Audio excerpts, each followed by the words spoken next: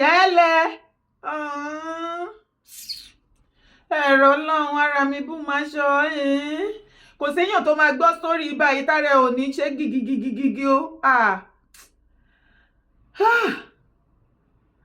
Ìbà Gani Ige Adams ẹ̀rí sọ lélẹ̀ tẹ́ ẹ sọ yìí ta ló máa rí kú tá lọ tọrùn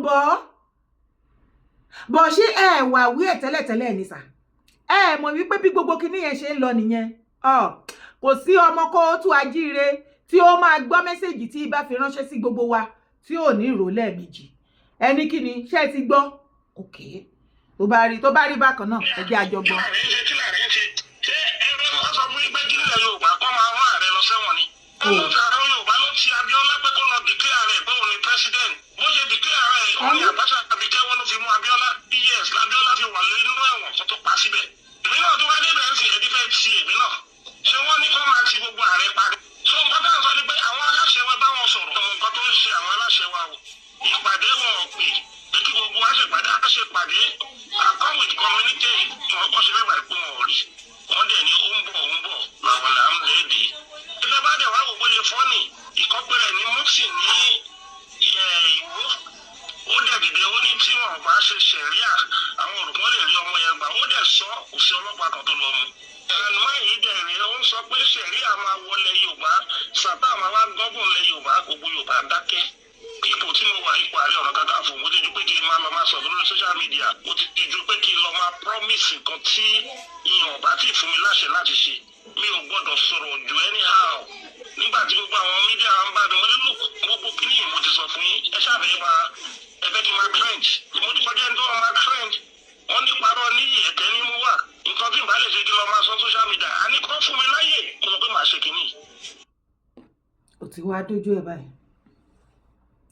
ṣé ẹ̀yin ọmọ kóòtù ajíire ràn mí ṣé gbogbo àlàyé Ìbà Gani Ige Adams yé yín ṣó yé wa ṣó ẹ́ńtà ọlọ́run nínú gbogbo àlàyé yìí bá mo kí yín mo kí yín sà nínú gbogbo àlàyé tí bá sọ̀kalẹ̀ yìí ọ̀rọ̀ pọ̀ ńbẹ̀ tó bá ń gbọ́ ó pọ̀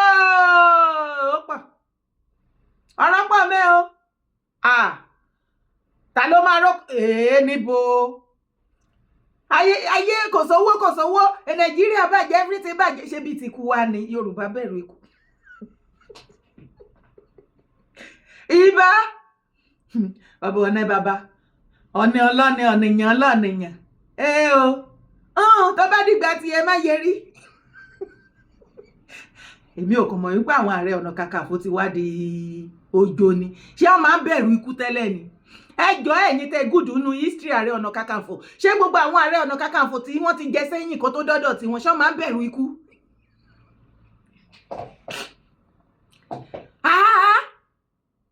Ìbà ni bẹ́ẹ̀ ṣe wọ́n ní pé gbogbo èèyàn tó bá ti jẹ Ààrẹ Ọ̀nà Kakanfò nílẹ̀ Yorùbá kẹ́ máa fi wọ́n ṣètùtù kẹ́ máa fi wọ́n rúbọ ni tẹ́ bá dé èwo lọ bàbá wa Akíntọ́lá létà Akíntọ́lá ẹbí wọn lá Ààrẹ Ọ̀nà Kakanfò ni wọn náà nígbà ayé wọn kó tó di pé wọn wọ́n yọ sí ẹbẹ́ èèyàn ọmọ Yorùbá yìí náà lẹ mú páàsì wọn lẹ̀ tó fi tọ́kúlá òkè Ìbà gan wá fúnra wọn wá mẹ́sàn bàbá wa late MKO Abíọ́lá káwọ́ rẹ̀ wọ́n máa jẹ nímọ̀ rẹ̀ yòókà má tètè ká lè tètè rántí tó yìí tí ò tí ì pẹ́ ni. Ipe bí wọ́n yẹ tí tó di èrò ẹ̀wọ̀n kó tó di pọ́n wá fún wọn tíìmù àbí ìké tó bá dẹ̀ wá fi rán wọn lọ síbi tó lọ. Ipe tó ti wá dórí òun ẹ má lọ tíráyé o ẹ má lọ wá lóúnjẹ bẹ́ẹ̀ tẹ́ ẹ bá fẹ́ fòun rúbọ òun ò ní fi ra orúbọ òun ò rẹ́dí àti fi ṣètùtù fún ilẹ̀ Yorùbá o tẹ́ ẹ bá ti ń jẹ Ààrẹ Ọ̀nà Kakanfò tó jẹ́ pé máa ń fi wọ́n ṣètùtù ní tẹ́ ẹ máa ń tì wọ́n pa orí òun lòun máa ti tú history kan òun ní gbogbo rògbòdìyàn tó wà nílẹ̀ abájọ tí Ìbà ṣe máa ń fún wa ní gbogbo story once upon a time 10 Ìbà tó wá parí ẹ̀ pé ṣe fẹ́ káwọn máa jánu nǹkan táwọn ò lè ṣe lọ́nà ẹ̀kọ́ máa trending ni àwọn ti kọjá ẹni tó ń trending lẹ́yìn tẹ́ kì í fi orí social media lẹ̀. Ìbà there is one thing I like so much about you Ìbà mọ̀ jó bí Ìbà bá ń sáfógun kì í ṣe bí ti jó gbogbo fídíò yín lèmi máa ń wò lẹ́nu ọ̀nà inú ilé yín ẹ mọ̀ bẹ́ẹ̀ yẹn máa play orin yẹn tẹ́ máa fi jó sí tíjọba wa wọra tán ibà wa bẹ̀rẹ̀ mọ́lẹ̀ pẹ̀pẹ̀pẹ̀pẹ̀ alẹ̀ pẹ̀pẹ̀pẹ̀pẹ̀ ó máa lọlẹ̀ ó máa lọlẹ̀ ó máa lọlẹ̀ ibà. Bàbá gbogbo ọmọ Yorùbá ẹ jẹ́ a sòótọ́ ọ̀rọ̀ fúnra wa níbi tá a bá dé ẹ jẹ́ a rọra gbé ibà Gani Adams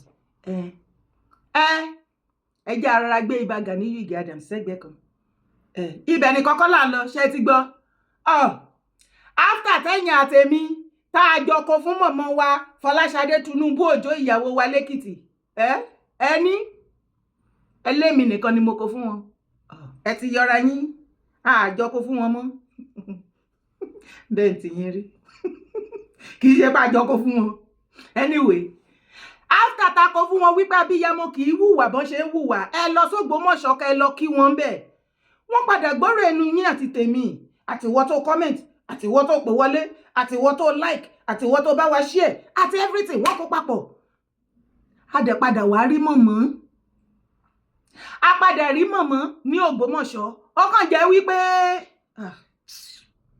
ẹ̀sìn rẹ̀ aládùúgbò nǹkan mìíràn tó bá bọ̀ ń bẹ́ o ẹni kí ni wọ́n máa gbé ráìsì dání mà ní ráìsì má lọ ran pẹ̀lú 500k wọ́n láwọn fámílì wọ́n yá iṣẹ́ kí ni wọ́n náà sọ pé mọ̀mọ́ Fọláṣadé Tinubu Òjó ẹ má gbé ráìsì lọ ọ̀rọ̀ ráìsì kan ló wà nílẹ̀ yìí ẹ lọ bá wa kó fámílì wa wá láàyè lálàáfíà ara àfẹ́ ráìsì o wọ́n máa kó oúnjẹ tẹ̀lé mi wá wo fídíò. kó wọn lọ wọ́n yìnbọn sókè nígbà tí wọ́n ṣe báyìí tán àwa náà wá kígbe gótó bí ọba ẹgbàá ni a lọ sí Sooto ọlọ́pàá lójú ẹsẹ̀ àwọn ọlọ́pàá náà dé a ní láti sọ fún wọn pé tá a rí nì.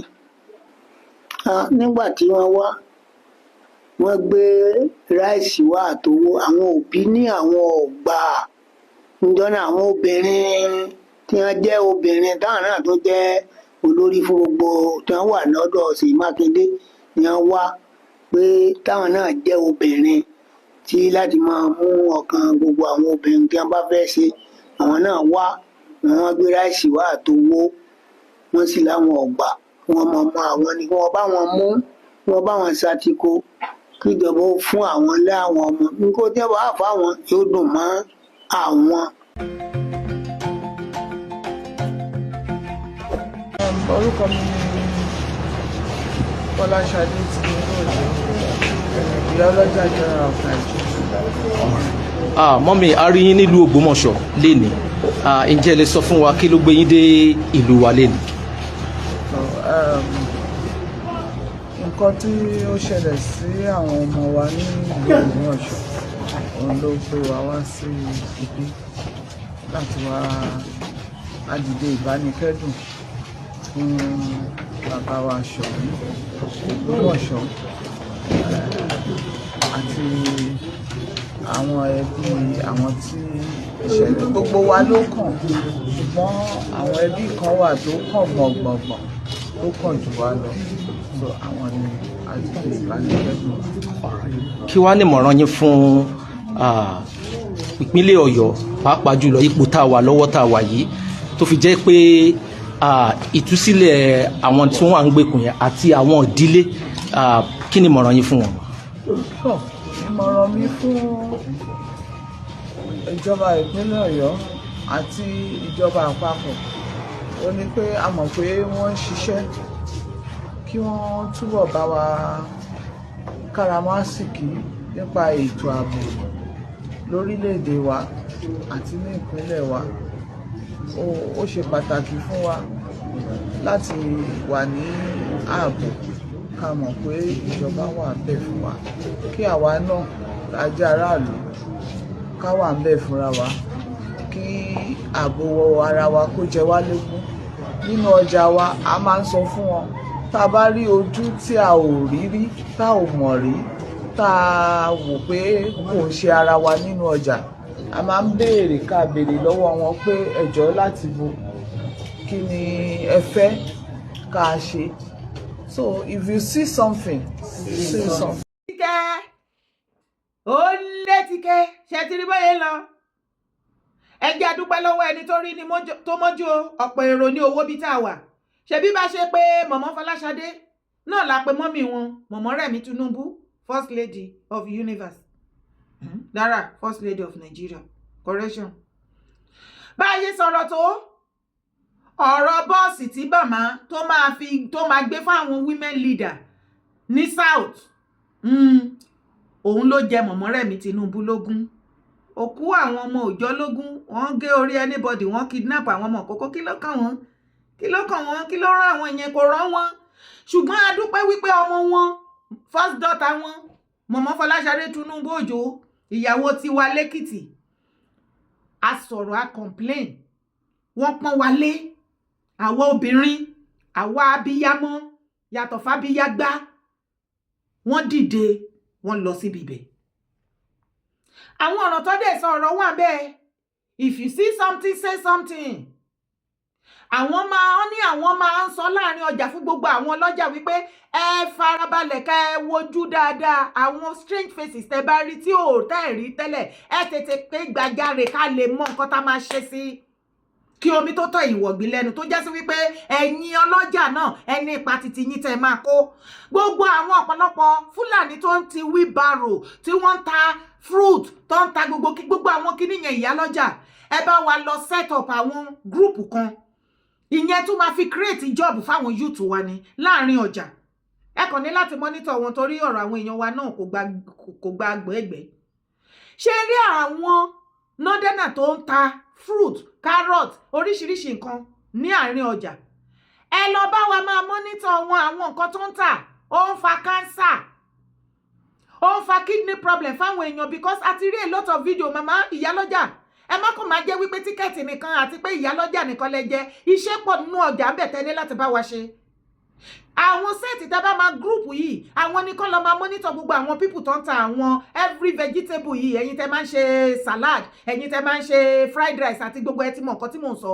Àìmọye fídíò láti rí tí àwọn sàn yìí máa dúdú tó máa da kẹ́míkà sí lára tá a pọ́n wá wẹ̀. Àìmọye kárọ̀tì ló tẹrọ tó ti bàjẹ́ tó bá máa fi bu kẹ́míkà sí báyìí gbogbo ẹ̀ á nù straight ní á fresh á rẹ́ẹ̀dì dànù. Màámi gbogbo kíní yẹn ló ń fa kidney problem ló ń fa cancer ló ń fa lung cancer gbogbo everything cancer gbogbo ẹ̀ ló ṣàǹfà. Ẹ ṣàánú. Ìkejì wa ni wípé ẹ jọ̀ọ́ Màámi Fọláṣadé ẹ gbìyànjú o ṣùgbọ́n kí ni àjọṣepọ̀ ìjọba dádì yín àti rice? Ṣé ẹjọ́ ní plan wípé ẹjọ́ máa ṣèjọba yìí ni? Because àtijọ́ tẹ́ ti bẹ̀rẹ̀ ìjọba yìí lẹ́ti bẹ̀rẹ̀ sí ní pé ráìsì ni ṣé fẹ́ fi ráìsì pa wá ni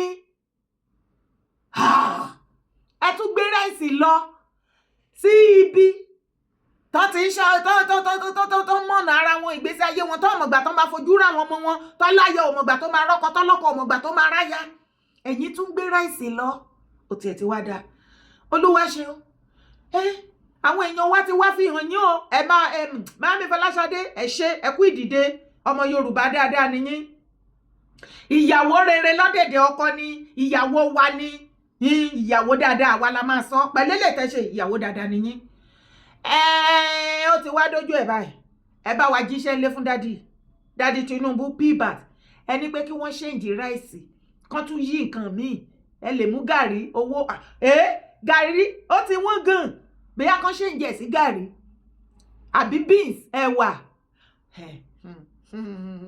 ó kàn jẹ́ pé ẹ̀wà yẹn náà sniper ni wọ́n fi ń ṣe ẹ rí i pé ẹ̀wà Nàìjíríà sì kò ní kòkòrò kì í ní kòkòrò mọ́ normally tí ooru bá mú ẹ̀wà ó rẹ̀ pé ẹ̀wà máa ní kòkòrò ṣùgbọ́n ẹ̀wà Nàìjíríà wọ́n 10 years ó máa fresh ìdànù ni wọ́n ti da kẹ́míkà mọ́ wèrè ẹ wo gbogbo ẹ ti dàrú o mọ́mọ́ ẹ bá wa kọ́ọ̀bù ọjà ibẹ̀ ni kọ́kọ́ là ń lọ ẹ ti mọ̀ ẹ jọ̀ọ́ nítorí Ọlọ́run irú ránran wo lélẹ̀ iṣẹ́ ti gbọ́ nǹkan tí Gumi sọ. Gumi ni nobody can stop me from visiting anywhere in Nigeria says Gumi. Kaduna State-based cleric Ahmad Gumi said on Tuesday that nobody can stop him from visiting anywhere in Nigeria. Recall that Mr. Gumi visit to Oyo State last November became an online discourse following claims that bandits who who abducted Oyo pupils and teachers on May 15, 2026, demanded, among other things, a future concession in the state law, which many considered as a provision for Sharia law. Mr. Gumi, an advocate of amnesty for terrorists and bandits, while reacting to the issue in a Facebook post, said he was being dragged into Oyo State Police. Kò séèyàn tó ní kí Gumi má lọ bí tó bá wùn. Ajẹ́ tí yín ṣe wá kẹ́ lánàá tọ́mọ kú lénìí. Ó ṣe wá jẹ́gbà tí wọ́n gbé yín wá sí Ìbàdàn. Láti ìgbà yẹn, eku òkè bí eku mọ́ ẹyẹ òkè bí ẹyẹ, àtọ̀sán gangan àtòru, wọ́n gbé àwọn èèyàn ṣeré ni. Ẹ tó fúnra sí gbogbo àgbáyé ló sá fún yín náà. Àwọn tí northern gan, àwọn tí yín ní north, Mr. Gumi, there are so many people from the northern part of Nigeria. They have abandoned you, they disown you. And they have already come out in many interviews by telling the Southerner and the rest of the world that they are not in support of what Sheikh Ahmad Gumi is doing, and they are not in support of what you are representing. If you are working with terrorists, face them. You are the one destroying the whole situation in the northern part. You are making their situation worse. So báwo ni irú èèyàn bẹ́yẹn ṣe máa wá sí ilẹ̀ Yorùbá tó jẹ́ pé àwọn èèyàn tiẹ̀ ní north, àwọn gan distance ara wọn pẹ̀lú ẹ̀, wọ́n disown ẹ̀, wọ́n náà ò bá ní nǹkan kan ṣe. Ẹ̀yin kan wá gbé wá láti ìgbà yẹn. Ìgbò kan wá lọ lódìlódì ẹ̀ wá ní ká má relate ẹ̀ mọ́. A máa relate ẹ̀ náà. Ìwọ náà wá wo fídíò yìí náà. Nobody can solve insecurity in Nigeria. See, let me tell you something. The people in charge of security are the Fulanis. The same people that are buying people. Now then they in charge of security in Nigeria. And you now say you want to solve that issue. See, no president can get into Asiri, and that president now will say, I want to make my national security advisor a man from my own tribe, except you are from Fulani. If you are not a Fulani man, you cannot become a national security advisor. You can't try it. Even if Peter Obi win election tomorrow, he cannot make an Igbo man national security advisor. It has to be the Fulanis. The Fulanis. That is why I am saying that all these candidates, all these Peter Obi, Atiku, Showore, if I be them, I will boycott the election. If these people are really, interested in working for the Nigerian people, they should boycott the election. See, if Showore, Atiku, Peter Obi, Mikey Day, and the rest of the candidates, if they are really like working for the Nigerian people, may they boycott the election. May they tell the government, say, may they restructure Nigeria. What Nigeria need is restructuring. What I mean restructuring, where all regions will take care of themselves, take care of your resources, provide security for yourself. That is the only way they can solve Nigerian problem. Because you see, the Fulanis, they are the one in charge. That guy they call Gumi. Now them, see, Nigeria has a spiritual leader. Gumi is the spiritual leader of Nigeria. The reason why they cannot tell us is because they said Nigeria is a secular state. No, Nigeria is not a secular state. Nigeria is an Islamic state. Gumi is our spiritual leader. Nobody, when one become president, when we will go consult the man. And if you become president, you win election, say for example, Peter Obi or Makinde or anybody win election tomorrow, you have to go back to Gumi. And they will not do the rituals for you. They will perform that rituals for you. You get it. That guy is the #1 chief security officer of Nigeria, Mr. Gumi. I'm telling you, he's the one in charge. Don't let them deceive you. See, that coup, that time when they plan against Tinubu, that the same Fulanis, when they guide Tinubu, that they help Tinubu not to get into the trap of those guys who plan that coup. If the Fulanis, they won't make them come out Tinubu, they will come out Tinubu. If Tinubu try to interfere in the area of security today, they will come out them. 1 minute, they don't come out them. Who they guide you? Now the Fulanis, now they guide you. And then they protect you. Even Tinubu himself, now then they guide Tinubu, now then they guide Tinubu wife, now then they guide Tinubu son, now then they guide anybody in Nigeria, the Fulanis them. The same people when they buy people all over the places, then they be our security. You see, you carry has give person, we say that they buy you. That is where we find ourselves. That's why I'm telling you that if the opposition, these guys, when we say they want to save us, if they are serious, they should boycott the election. Put pressure on the government and tell the government to restructure the country. But they will not do it because they want to also go there and take their own share. They know the problem. They know they cannot solve the problem. Tinubu did that in 2015. They know Tinubu and Buhari, they know say they know if you solve the problem. Because before they solve that problem, the first thing they got to do is to change the constitution. Who writes the constitution? Now them, I write the constitution. Now them give us what they use today. That constitution is one of the most useless constitutions so far in Nigeria. The Nigerian constitution will get referendum. There is no place for self-determination in the Nigerian constitution. That's why I say that constitution, now very useless constitution, and you say Nigeria will move forward. It's not possible. So they need to throw that constitution away, then write a new constitution. That is the only way that. So gbogbo wàhálà ọ̀rọ̀ insecurity báyìí kò sí president kankan tó ń sọ fún ìwà àtẹ̀mí tó máa jẹ nínú Nàìjíríà tó máa stop ẹ̀. Ṣé o ti ráyé? Tí mo bá wá sọ fún ẹ wípé àwọn ọlọ́dẹ náà ni wọ́n á po olè kó wá jà, àwọn náà tó máa polóko kó wá padà mú pé olè ti ń jà ẹ́ o. Àwọn ni wọ́n recruit terrorists láti han àwọn Nigeria citizens léèmọ̀ based on their own gain. Wọ́n ti wá sọ di wèrè mọ́ Nigeria sí lọ́wọ́ báyìí, gbogbo wèrè ti wá dé south náà sìn, the whole Nigeria sìn, wọ́n ti wá practice kidnapping because that is the lucrative business tó wà ní Nigeria sìn. Àwọn ọmọ yahoo ò ṣe yahoo mọ́ sí yín o, kidnapping dẹ̀ ní business tó ń ṣe. Ẹjọ́ torí Ọlọ́run bí tá à ń bá lọ ṣọ́mọgò ò ní kidnap ìyá ẹ̀ báyìí. Ó dojú ẹ̀. Ṣé rí nǹkan táwọn náà dáná dálẹ̀? Agbára yín ò lè kà mọ́. Ìgbà tó bá yẹ ń sìn yín, tẹ́ ẹ̀ bá rí yàn kidnap, ẹ máa kidnap ara yín. Lakurawas á kidnap Boko Haram. Boko Haram á kidnap ISIS. ISIS á kidnap gbogbo wọn ṣá. Ẹ wo nǹkan tí àwọn Northerners tí wọ́n sọ Nàìjíríà dì. Torí selfish gain títí wọ́n dẹ̀ make sure pé wọ́n bà yé wọn Nàìjíríà jẹ́. Ẹ notice pé láti northern part of Nigeria sìn, ẹ rí any leader or elder kọ́kọ́ kó grant interview kó máa sọ wípé one Nigeria is not negotiable mọ́. Ṣé o tún gbọ́ lẹ́nu wọn? Wọ́n ti bà yé Nàìjíríà jẹ́ àwọn gan mọ̀. Wọ́n bà jẹ́ débi wípé àsìkò ìgbà tí ọ̀pọ̀lọpọ̀ ń pariwo kọ́kọ́ọ̀bù ẹ̀, wọ́n rò wípé yóò bó ṣe máa lọ nìyẹn. Kíní yẹn ti escalated mọ́ wọn lọ́wọ́. Agbára wọn ò ká mọ́ sìn. Ibi tí situation dé dúró nu Nàìjíríà sìn nìyẹn. Ìjọ mọ̀ wípé gbogbo àwọn northern caliphate, gbogbo àwọn ọmọ àlè wọ̀nyí tí wọ́n sponsor terrorism nínú Nàìjíríà, agbára wọn ò ká àwọn tó ń recruit àwọn terrorists mọ́. Àwọn terrorists gan wọ́n break anyhow ni. Of recent la pé àwọn kan kúrò lára Lakurawas àti Boko Haram tó lọ unite together, wọ́n ti form group mi tó pè lórúkọ kan, mo ti gbàgbé orúkọ yẹn ni. Ṣé ti rí situation tó ṣẹlẹ̀ nílẹ̀ kóòtù ajíire ilẹ̀ Yorùbá náà báyìí? Ẹ wo ọmọ Adélábù pẹ́kẹ́lẹ́ mẹ́sì ààrẹ sister. Ẹ wo àwọn wo la bá bẹ̀. Allegedly wọ́n ní PA tó Adélábù. Ó wà lára àwọn tó ṣe ògidì iṣẹ́ tí wọ́n fi rí wọn kidnap. Ṣé ti wá rí pé inú hílẹ̀ ìlò everybody wà. Ikú àwọn terrorists láti north la kọ́kọ́ ń pariwo. Ẹ̀yìn ìgbà tẹ́tí wá ń bá kùsùn tẹ́tí wá ń bá jí, kí ló wá fẹ́ ṣẹlẹ̀ báyìí? Ní ìgbà tí PA ti ń arrange kan lọ kidnap family ọ̀gá ẹ̀, báwo lọmọṣẹ́ ò ṣe ní arrange bó ṣe máa kidnap ọ̀gá báyìí? Ògúndé, ṣé student go ní arrange bó ṣe máa kidnap teacher mẹ́hàn? Ṣé girlfriend go ní kidnap, ṣé boyfriend go ní kidnap girlfriend láti gbowó báyìí torí Ọlọ́run? Àwọn ọmọ ìyàwó òrówó gbà mọ́, òyìnbó ti gbọ́n ju everybody lọ. Tó o bá dúró dédé òyìnbó gan ready àti gbá ibi tá a bá dé.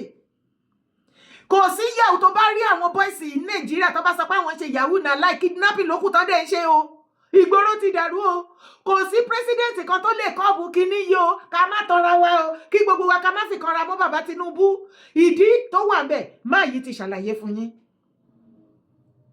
Torí gbogbo àwọn tó ń ṣọ́ president Bọ́lá Ahmed Tinubu pátápátá Fúlàní ni gbogbo wọn tó já sí pé tó bá fẹ́ gbẹ̀mí bàbá Tinubu lẹ́ni yours truly ni bàbá olódòdẹ ẹ ṣèǹjì wọn.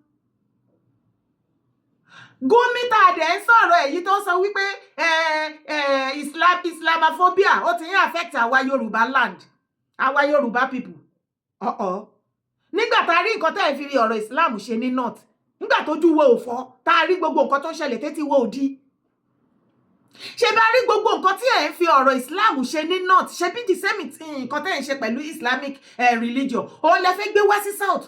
Ṣé sọ wípé ṣé ẹ rò wípé gbogbo èdè tẹ́ ẹ̀ ń sọ gbogbo plan yín bó ṣe dọ́dọ̀ wa tá a ṣe pariwo síta, òun ni ò tí ì jẹ́ kí situation kó wà escalated. Ṣé bẹ́ẹ̀ gbọ́ nǹkan tí ààrẹ Ìbà Gani tí wọ́n sọ nu voice note wọn yẹn?